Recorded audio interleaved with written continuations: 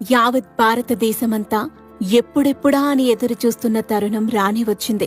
అయోధ్య రామమందిర ప్రారంభోత్సవానికి జనవరి 22న ముహూర్తం ఖరారు చేసిన సంగతి అందరికీ తెలిసిందే. మరి ఆ ఆది పురుషుడి ఆలయ ప్రారంభోత్సవానికి ఆహ్వాన పత్రిక అందితే ఇంకెలా ఉంటుంది చెప్పండి.